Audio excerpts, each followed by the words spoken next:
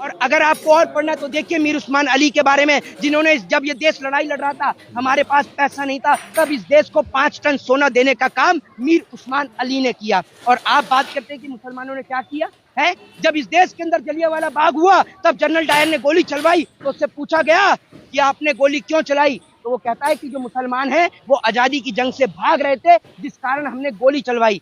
14 दिन पोस्टमार्टम चला, 76 पठानों का पोस्टमार्टम हुआ। एक पठान के बेटे ने वो खान अब्दुल गफ्फार खान ने आगे आकर कहा कि अगर एक भी मुसलमान की पीठ पर गोली मिल गई तो मुसलमान आजादी की जंग से बाहर हो जाएंगे। आपको बता दूं कि 76 पठानों का पोस्टमार्टम हुआ, लेकिन सबकी छाती पर गोलियां पाई गई, एक की भी पीठ पर गोली नहीं पाई गई। और आप आज के दौर में इस मुसलमान को गद्दार बताते हो। एक बात बोलूंगा, कड़वी जरूर लगेगी लेकिन सच है, इस देश को बर्बाद करने के लिए कोई पाकिस्तान और कोई चाइना की जरूरत नहीं है, और ना ही अब दोबारा अंग्रेजों की जरूरत है, क्योंकि इस देश के अंदर अंग्रेजों की राह पर चलने वाले कुछ अंग्रेज सत्ता में बैठ चुके हैं, जिन्होंने अंग्रेजों की एक ही पॉलिसी को अपनाया, कूट डालो शासन करो।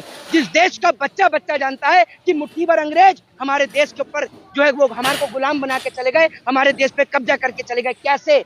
सिर्फ एक ही नीति से, कूट डालो शासन करो, हिंदू को मुसलमान से, मुसलमान को हिंदू से लड़ाओ। वही काम बीजेपी कर रही है, लेकिन लोग आंख के अंधे हो चुके हैं, कान के बहरे हो चुके हैं, इनको कुछ समझ में नहीं आता, और यही कारण बनेगा जो हमारी